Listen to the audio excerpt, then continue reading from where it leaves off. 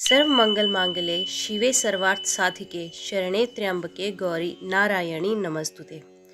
जय माता दी दोस्तों, आपके अपने चैनल जय मां कंजक में आपका बहुत बहुत स्वागत है। माता रानी की कृपा आप और आपके परिवार पर सदैव बनी रहे। ओम गण गणपते नमः। भगवान सत्यनारायण की व्रत कथा। प्रथम अध्याय। व्यास जी ने कहा, एक समय की बात है, नैमिषारण्य तीर्थ में शौनकादिक 88,000 ऋषियों ने पुराण वेता श्री सूत जी से पूछा, हे सूत जी, इस कलयुग में वेद मनुष्य को प्रभु भक्ति किस प्रकार मिलेगी तथा उनका उद्धार कैसे होगा। हे मुनिश्रेष्ठ, कोई ऐसा व्रत अथवा तप कहिए जिसके करने से थोड़े ही समय में पुण्य प्राप्त हो तथा मनवांछित फल भी मिले। हमारी प्रबल इच्छा है कि हम ऐसी कथा सुने। सर्वशास्त्र ज्ञाता श्री सूत जी ने कहा, हे वैष्णवों, मैं पूज्य आप सबने प्राणियों के हित की बात पूछी है। अब मैं उस श्रेष्ठ व्रत को आपसे कहूंगा जिसे नारद जी के पूछने पर लक्ष्मी नारायण श्री भगवान ने उन्हें बताया था। कथा इस प्रकार है, आप सब सुने। एक समय देव ऋषि नारद जी दूसरों के हित की इच्छा से सभी लोकों में घूमते हुए मृत्यु लोक में आ पहुंचे। यहाँ अनेक योनियों में जन्मे प्राय सभी मनुष्यों को अपने कर्मों के अनुसार कई दुखों से पीड़ित देखकर उन्होंने विचार किया कि किस यत्न के कार्य करने से प्राणियों के दुख का नाश होगा। ऐसा मन में विचार कर श्री नारद जी विष्णु लोक में चले गए। वहाँ श्वेत वर्ण और 4 भुजाओं वाले देवों के इष्ट नारायण को, जिनके हाथों में शंख, चक्र, गदा और पद्म थे तथा वरमाला पहने हुए थे, देखकर स्तुति करने लगे। नारद जी ने कहा, हे भगवान, आप अत्यंत शक्ति से संपन्न हो। मन तथा वाणी भी आपको नहीं पा सकती। आपका आदि मध्य अंत भी नहीं है। आप निर्गुण स्वरूप सृष्टि के कारण भक्तों के दुख को नाश करने वाले हो। आपको मेरा नमस्कार है। नारद जी से इस प्रकार की स्तुति सुनकर विष्णु जी बोले, हे मुनिश्रेष्ठ, आपके मन में क्या है? आपका किस काम के लिए यहाँ आगमन हुआ है? निसंकोच कहें।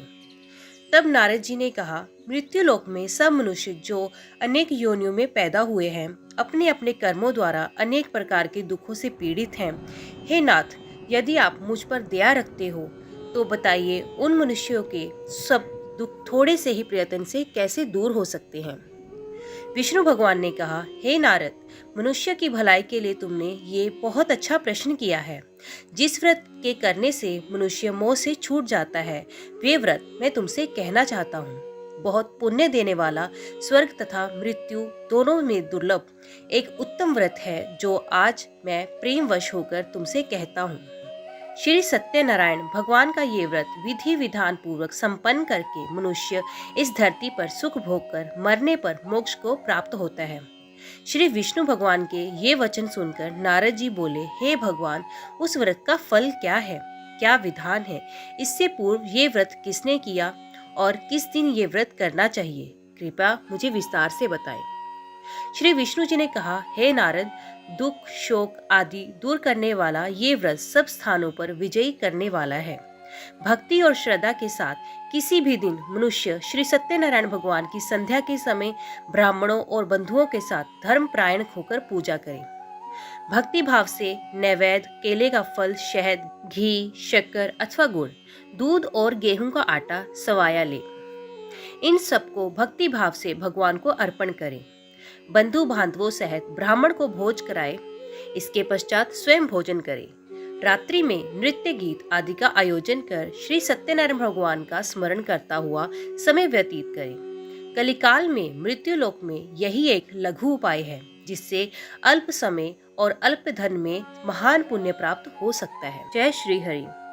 द्वितीय अध्याय। सूत जी ने कहा, हे ऋषियों, जिन्होंने पहले समय में इस व्रत को किया है, उनका इतिहास कहता हूँ। आप सब ध्यान से सुने। सुंदर काशीपुरी नगरी में एक अत्यंत निर्धन ब्राह्मण रहा करते थे। वह ब्राह्मण भूख और प्यास से बेचैन होकर पृथ्वी पर घूमते रहते थे। ब्राह्मणों से प्रेम करने वाले श्री विष्णु भगवान ने ब्राह्मण को देखकर एक दिन बूढ़े ब्राह्मण का रूप धारण कर निर्धन ब्राह्मण के पास जाकर आदर के साथ पूछा, हे विप्र, तुम नित्य ही दुखी होकर पृथ्वी पर क्यों घूमते हो? हे श्रेष्ठ ब्राह्मण, ये सब मुझसे कहो, मैं सुनना चाहता हूँ। दरिद्र ब्राह्मण ने कहा, मैं निर्धन ब्राह्मण हूँ, भिक्षा के लिए पृथ्वी पर फिरता हूँ। हे भगवान, यदि आप इससे छुटकारा पाने का कोई उपाय जानते हो तो कृपा करके मुझे बताइए। वृद्ध ब्राह्मण का रूप धारण किए हुए श्री विष्णु भगवान ने कहा, हे ब्राह्मण, श्री सत्यनारायण भगवान मनवांछित फल देने वाले हैं, इसलिए तुम उनका पूजन करो। इससे मनुष्य सब दुखों से मुक्त हो जाता है। दरिद्र ब्राह्मण को व्रत का सारा विधान बताकर बूढ़े ब्राह्मण का रूप धारण करने वाले श्री सत्यनारायण भगवान अंतर्ध्यान हो गए। जिस व्रत को वृद्ध ब्राह्मण ने बताया है, मैं उसको अवश्य करूंगा। ये निश्चय कर वे दरिद्र ब्राह्मण घर चला गया। परंतु उस रात्रि उस दरिद्र ब्राह्मण को नींद नहीं आई। अगले दिन वे जल्दी उठा और श्री सत्यनारायण भगवान का व्रत करने का निश्चय कर भिक्षा मांगने के लिए चल दिया।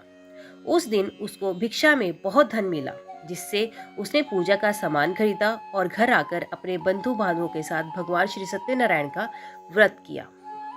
इसके करने से वे दरिद्र ब्राह्मण सब दुखों से छूटकर अनेक प्रकार की संपत्तियों से युक्त हो गया। तभी से वे विप्र हर मास व्रत करने लगा।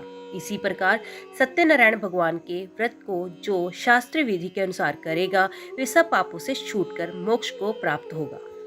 आगे जो मनुष्य पृथ्वी पर श्री सत्यनारायण भगवान का व्रत करेगा, वे सब दुखों से छूट जाएगा। इस तरह नारद जी ने सत्यनारायण भगवान को कहा, हुआ व्रत मैंने तुमसे कह दिया। हे विप्रो, अब आप और क्या सुनना चाहते हैं मुझसे, वो मुझे बताइए। ऋषियों ने कहा, हे मुनीश्वर, संसार में इस विप्र से सुनकर किस किसने इस व्रत को किया, ये हम सब सुनना चाहते हैं। इसके लिए हमारे मन में श्रद्धा है। श्री सूत जी ने कहा, हे मुनियों, जिस जिस प्राणी ने इस व्रत को किया है, उन सबकी कथा सुनो। एक समय वे ब्राह्मण धन और ऐश्वर्य के अनुसार बंधु बांधवों के साथ अपने घर पर व्रत कर रहा था। उसी समय एक लकड़ी बेचने वाला बूढ़ा व्यक्ति वहां आया। उसने सर पर रखा लकड़ियों का गट्ठर बाहर रख दिया और विप्र के मकान में चला गया। प्यास में व्याकुल लकड़हारे ने विप्र को व्रत करते देखा। वे प्यास को भूल गया। उसने उस विप्र को नमस्कार किया और पूछा, हे विप्र, आप ये किसका पूजन कर रहे हैं? इस व्रत से आपको क्या फल मिलता है? कृपया मुझे ये बताइए। ब्राह्मण ने कहा, सब मनोकामनाओं को पूरा करने वाला ये श्री सत्यनारायण भगवान का व्रत है। इनकी ही कृपा से मेरे यहाँ धन धान्य आदि की वृद्धि हुई। विप्र से इस व्रत के बारे में जानकर वे लकड़हारा बहुत प्रसन्न हुआ। भगवान का चरणामृत लेकर और भोजन करने के बाद वे अपने घर को चला गया। अगले दिन लकड़हारे ने अपने मन में संकल्प लिया कि आज ग्राम में लकड़ी बेचने से जो धन मिलेगा, उसी से भगवान सत्यनारायण का उत्तम व्रत करूंगा। मन में ऐसा विचार कर वे लकड़हारा लकड़ियों का गट्ठर अपने सर पर रखकर जिस नगर में धनवान लोग रहते थे वहां गया। उस दिन उसे उन लकड़ियों के चौगुने दाम मिले। वे बूढ़ा लकड़हारा अति प्रसन्न होकर पके केले, शक्कर, शहद, घी, दुग्ध, दही और गेहूं का चूर्ण इत्यादि श्री सत्यनारायण भगवान के व्रत की सभी सामग्री लेकर अपने घर आ गया। फिर उसने अपने बंधु बांधवों को बुलाकर विधि विधान के साथ भगवान का पूजन और व्रत किया। उस व्रत के प्रभाव से वे बूढ़ा लकड़हारा धन पुत्र आदि से युक्त हुआ और संसार के समस्त सुख भोग कर बैकुंठ को चला गया। जय श्री हरि। तृतीय अध्याय। श्री सूत जी ने कहा, हे श्रेष्ठ मुनियों, अब एक और कथा कहता हूँ। पूर्व काल में उल्कामुख नाम का एक बुद्धिमान राजा था। वे सत्यवक्ता और जितेंद्रिय था। प्रतिदिन देव स्थानों पर जाता तथा गरीबों को धन देकर उनके कष्ट दूर करता था। उसकी पत्नी सुंदर थी और सती साध्वी थी। भद्रशिला नदी के तट पर उन दोनों ने श्री सत्यनारायण भगवान का व्रत किया। उस समय वहां साधु नामक एक वैश्य आया। उसके पास व्यापार के लिए बहुत सारा धन था। राजा को व्रत करते देख उसने विनय के साथ पूछा, हे राजन, भक्ति युक्त चित्त से ये आप क्या कर रहे हैं? मेरी सुनने की इच्छा है, कृपया आप मुझे भी बताइए। महाराज उल्कामुख ने कहा, हे साधु वैश्य, मैं अपने बंधु बांधवों के साथ पुत्रादि की प्राप्ति के लिए महाशक्तिमान सत्यनारायण भगवान का व्रत व पूजन कर रहा हूँ। राजा के वचन सुनकर साधु नामक वैश्य ने आदर से कहा, हे राजन, मुझे भी इसका सब विधान बताइए। मैं भी आपकी कथा अनुसार इस व्रत को करूंगा। मेरे यहाँ भी कोई संतान नहीं है। मुझे विश्वास है कि इससे निश्चय ही मेरे यहाँ भी संतान होगी। राजा से सब विधान सुन व्यापार से निवृत्त हो वे वैश्य खुशी खुशी अपने घर आया। वैश्य ने अपनी पत्नी लीलावती से संतान देने वाले उस व्रत का समाचार सुनाया और प्रण किया कि जब हमारे यहाँ संतान होगी तब मैं इस व्रत को जरूर करूंगा। एक दिन उसकी पत्नी लीलावती सांसारिक धर्म में वृत होकर गर्भवती हो गई। 10वें महीने में उसने एक सुंदर कन्या को जन्म दिया। कन्या का नाम कलावती रखा गया। इसके बाद लीलावती ने अपने पति को स्मरण दिलाया कि आपने जो भगवान का व्रत करने का संकल्प किया था, अब आप उसे पूरा कीजिए। साधु वैश्य ने कहा, हे विप्र, मैं कन्या के विवाह पर इस व्रत को करूंगा। इस प्रकार अपनी पत्नी को आश्वासन दे वे व्यापार करने चला गया। काफी दिनों पश्चात वे लौटा तो उसने नगर में सखियों के साथ अपनी पुत्री को खेलते देखा। वैश्य ने तत्काल एक दूत को बुलाकर कहा कि उसकी पुत्री के लिए कोई सुयोग्य वर की तलाश करो। साधु नामक वैश्य की आज्ञा पाकर दूत कंचनगर पहुंचा और उनकी लड़की के लिए एक सुयोग्य वणिक पुत्र ले आया। वणिक पुत्र को देखकर साधु नामक वैश्य ने अपने बंधु बांधवों सहित प्रसन्नचित्त होकर अपनी पुत्री का विवाह उसके साथ कर दिया। वैश्य विवाह के समय भी सत्यनारायण भगवान का व्रत करना भूल गया। इस पर श्री सत्यनारायण भगवान क्रोधित हो गए। उन्होंने वैश्य को श्राप दिया कि तुम्हें दारुण दुख प्राप्त होगा। अपने कार्य में कुशल साधु नामक वैश्य अपने जमाता सहित नावों को लेकर व्यापार करने के लिए समुद्र के समीप स्थित रत्नासारपुर नगर में पहुंच गया। दोनों ससुर और जमाई चंद्रकेतु राजा के नगर में व्यापार करने लगे। एक दिन भगवान सत्यनारायण की माया से प्रेरित एक चोर राजा का धन चुराकर भागा जा रहा था। राजा के दूतों को अपने पीछे आता देख चोर ने घबराकर राजा के धन को उसी नाव में चुपचाप रख दिया जहां वे ससुर जमाई ठहरे थे। ऐसा करने के बाद वे भाग गया। जब दूतों ने उस साधु वैश्य के पास राजा के धन को रखा देखा तो ससुर और जमाता दोनों को बांधकर ले गए और राजा के समीप जाकर बोले, हम ये दो चोर पकड़कर लाए हैं, कृपया बताएं कि इन्हें क्या सजा दी जाए। राजा ने बिना उन दोनों की बात सुने ही उन्हें कारागार में डालने की आज्ञा दे दी। इस प्रकार राजा की आज्ञा से उनको कठिन कारावास में डाल दिया गया तथा उनका धन भी छीन लिया गया। सत्यनारायण भगवान के श्राप के कारण साधु वैश्य की पत्नी लीलावती व पुत्री कलावती भी घर पर बहुत दुखी हुई। उनके घरों में रखा धन चोर ले गए। एक दिन शारीरिक व मानसिक पीड़ा तथा भूख प्यास से अति दुखित हो भोजन की चिंता में कलावती एक ब्राह्मण के घर गई। उसने ब्राह्मण को श्री सत्यनारायण भगवान का व्रत करते हुए देखा। उसने कथा सुनी तथा प्रसाद ग्रहण कर रात को घर आई। माता ने कलावती से पूछा, हे पुत्री, तू अब तक कहाँ रही? वे तेरे मन में क्या है? कलावती बोली, हे माता, मैंने एक ब्राह्मण के घर श्री सत्यनारायण भगवान का व्रत होते देखा है। कलावती के वचन सुनकर लीलावती ने सत्यनारायण भगवान के पूजन की तैयारी की। उसने परिवार और बंधुओं सहित श्री सत्यनारायण भगवान का पूजन व व्रत किया और वर मांगा कि मेरे पति और दामाद शीघ्र ही घर वापस लौट आएं। साथ ही भगवान से प्रार्थना की कि हम सबका अपराध क्षमा करो। श्री सत्यनारायण भगवान इस व्रत से संतुष्ट हो गए। उन्होंने राजा चंद्रकेतु को स्वप्न में दर्शन देकर कहा, हे राजन, जिन दोनों वैश्यों को तुमने बंदी बना रखा है वे निर्दोष हैं। उन्हें प्रातः ही छोड़ दो, अन्यथा मैं तेरा धन, राज्य, पुत्र आदि सब नष्ट कर दूंगा। राजा से ऐसे वचन कहकर भगवान अंतर्ध्यान हो गए। प्रातःकाल राजा चंद्रकेतु ने सभा में सबको अपना स्वप्न सुनाया और सैनिकों को आज्ञा दी कि दोनों वणिक पुत्रों को कैद से मुक्त कर सभा में लाया जाए। दोनों ने आते ही राजा को प्रणाम किया। राजा ने उनसे कहा, हे महानुभावों, तुम्हें भावीवश ऐसा कठिन दुख प्राप्त हुआ है। अब तुम्हें कोई भय नहीं है, तुम मुक्त हो। ऐसा कहकर राजा ने उनको नए नए वस्त्राभूषण पहनाए तथा उनका जितना धन लिया उससे दोगुना लुटाकर आदर से विदा किया। दोनों वैश्य अपने घर को चल दिए। जय श्री हरि। चतुर्थ अध्याय। श्री सूत जी ने आगे कहा, वैश्य और उसके जमाई ने मंगलाचर करके यात्रा आरंभ की और अपने नगर की ओर चल पड़े। उनके थोड़ी दूर आगे बढ़ने पर दंडी वेशधारी श्री सत्यनारायण भगवान ने उससे पूछा, हे साधु, तेरी नाव में क्या है? अभिमानी वणिक हंसता हुआ बोला, हे दंडी, आप क्यों पूछते हो? क्या धन लेने की इच्छा है? मेरी नाव में तो बेल और पत्ते भरे हैं। वैश्य का कठोर वचन सुनकर दंडी वेशधारी श्री सत्यनारायण भगवान ने कहा, तुम्हारा वचन सत्य हो। ऐसा कहकर वे वहां से कुछ दूर जाकर समुद्र के किनारे बैठ गए। दंडी महाराजा के जाने के पश्चात वैश्य ने नित्य क्रिया से निवृत्त होने के बाद नाव को ऊंची उठी देखकर अचंभा किया तथा नाव में बेल पत्ते आदि देकर मूर्छित हो जमीन पर गिर पड़े। मूर्छा खुलने पर अत्यंत शोक प्रकट करने लगे। तब उसके जमाता ने कहा, आप शोक न करें, ये दंडी महाराज का श्राप है, अतः उनकी शरण में ही चलना चाहिए, तभी हमारी मनोकामना पूरी होगी। जमाता के वचन सुनकर वे साधु नामक वैश्य दंडी महाराज के पास पहुंचा और भक्ति भाव से प्रणाम करके बोला, मैंने जो आपसे असत्य वचन कहे थे उसके लिए मुझे क्षमा करें। ऐसा कहकर वैश्य रोने लगा। तब दंडी भगवान बोले, हे वणिक पुत्र, मेरी आज्ञा से तुझे बार बार दुख प्राप्त हुआ है, तू मेरी पूजा से विमुख हुआ है। साधु नामक वैश्य ने कहा, हे भगवान, आपकी माया से ब्रह्मा आदि देवता भी आपके रूप को नहीं जान पाते, तब मैं अज्ञानी भला कैसे जान सकता हूँ। आप प्रसन्न होइए, मैं अपनी सामर्थ्य के अनुसार आपकी पूजा करूंगा, मेरी रक्षा करो और पहले के समान मेरी नौका को धन से पूर्ण कर दो। उसके भक्ति युक्त वचन सुनकर श्री सत्यनारायण भगवान प्रसन्न हो गए और उसकी इच्छा अनुसार वर देकर अंतर्ध्यान हो गए। तब ससुर व जमाता दोनों ने नाव पर आकर देखा कि नाव धन से परिपूर्ण है। फिर वे भगवान सत्यनारायण का पूजन कर जमाता सहित अपने नगर को चल दिए।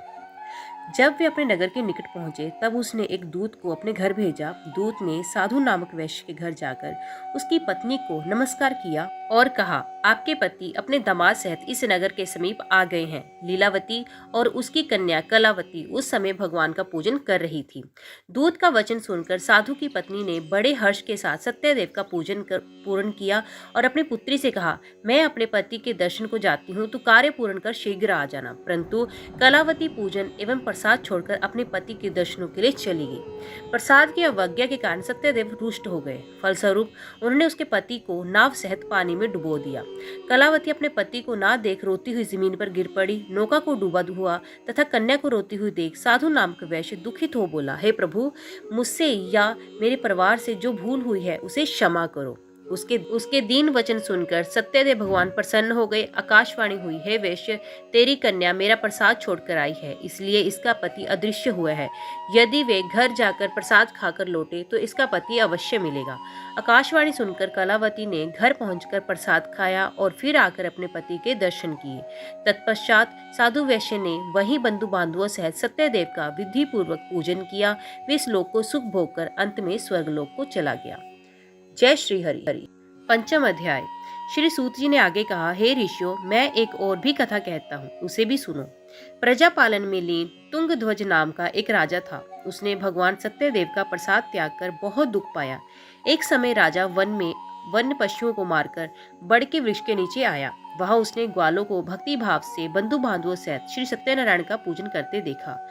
परंतु राजा देखकर भी अभिमानवश ना तो वहां गया और ना ही सत्यदेव भगवान को नमस्कार ही किया। जब ग्वालों ने भगवान का प्रसाद उनके सामने रखा तो वे प्रसाद त्याग कर अपने नगर को चल गया। नगर में पहुंचकर उसने देखा कि उसका सब कुछ नष्ट हो गया है। वे समझ गया कि ये सब भगवान सत्यदेव ने ही किया है। तब वे उसी स्थान पर वापस आया और ग्वालों के समीप गया और विधि पूर्वक पूजन व प्रसाद खाया और सत्यनारायण भगवान की कृपा से सब कुछ पहले जैसे ठीक हो गया और दीर्घ काल तक सुख भोगकर मरने पर स्वर्गलोक को चला गया। जो मनुष्य इस परम दुर्लभ व्रत को करेगा, श्री सत्यनारायण भगवान की कृपा से उसे धन धान्य की प्राप्ति होगी। निर्धन धनी और बंदी बंधन से मुक्त होकर निर्भय हो जाता है। संतानहीन को संतान प्राप्त होती है तथा सब मनोरथ पूर्ण होकर अंत में वे वैकुंठ धाम को चला जाता है। जिन्होंने पहले इस व्रत को किया, अब उनके दूसरे जन्म की कथा भी सुनिए। शैतानंद नामक ब्राह्मण ने सुदामा के रूप में जन्म लेकर श्री कृष्ण की भक्ति पर मोक्ष प्राप्त किया। उल्कामुख नाम के महाराज राजा दशरथ बने और श्री रंगनाथ को पूजन कर वैकुंठ को प्राप्त हुए। साधु नाम के वैश्य ने धर्मात्मा व सत्यप्रतिज्ञ राजा मोरध्वज बनकर अपनी देह को आरे से चीरकर दान करके मोक्ष को प्राप्त हुआ। महाराजा तुंगध्वज स्वयंभू मनु हुए। उन्होंने बहुत से लोगों को भगवान की भक्ति में लीन कर मोक्ष प्राप्त किया। लकड़हारा भील अगले जन्म में गुहु नामक निषाद राजा हुआ, जिसने भगवान राम के चरणों की सेवा कर मोक्ष प्राप्त किया। भगवान सत्यनारायण की आरती। जय श्री लक्ष्मी रमणा स्वामी, जय श्री लक्ष्मी रमणा। सत्यनारायण स्वामी जनपातक हरिणा, ओम जय श्री लक्ष्मी रमणा। रतन जड़ित सिंहासन अद्भुत शविराजे, नाद करत निरंतर घंटा ध्वनि बाजे, ओम जय श्री लक्ष्मी रमणा। प्रगट भये कलि कारण द्विज को दर्श दिए। बूढ़ा ब्राह्मण बन के कंचन महल कियो। ओम जय श्री लक्ष्मी रमणा। दुर्बल भील कराल जिन पर कृपा करी। चंद्रचूड़ एक राजा तिनकी विपत हरी। ओम जय श्री लक्ष्मी रमणा। वैश्य मनोरथ पायो शरदा तज दीनी। सो फल भोग्यो प्रभु जी फेर स्तुति कीनी। ओम जय श्री लक्ष्मी रमणा। भाव भक्ति के कारण छिन छिन रूप धर्यो। शरदा धारण कीनी जन को काज सर्यो। ओम जय श्री लक्ष्मी रमणा। ग्वाल बाल संगी राजा बन में भक्ति करी। मन वांछित फल दीना दीन दयाल हरि। ओम जय श्री लक्ष्मी रमणा। चढ़त प्रसाद सवाया कदली फल मेवा। धूप दीप तुलसी से राजी सत्य देवा। ओम जय श्री लक्ष्मी रमणा। सत्य नारायण जी की आरती जो कोई जन गावे। कहत शिवानंद स्वामी मन वांछित फल पावे। ओम जय श्री लक्ष्मी रमणा। ओम जय श्री लक्ष्मी रमणा। स्वामी जय श्री लक्ष्मी रमणा। सत्यनारायण स्वामी जन पातक हरणा। ओम जय श्री लक्ष्मी रमणा। ओम जय श्री लक्ष्मी रमणा। ओम जय श्री हरि। ओम नमो भगवते वासुदेवाय नमः। तो दोस्तों, यहाँ पर भगवान सत्यनारायण की व्रत कथा व आरती का समापन होता है। उम्मीद करती हूँ आपको ये कथा व आरती पसंद आई होगी। वीडियो पसंद आई हो तो वीडियो को एक लाइक ज़रूर दीजिएगा। चैनल को सब्सक्राइब करके बेल आइकन ज़रूर दबाइए। जय माता दी लिखकर कमेंट बॉक्स में अपनी हाजिरी जरूर लगवाइए। तो मिलते हैं अगली कथा के साथ। तब तक के लिए देखते व सुनते रहिए। जय मां कंजक।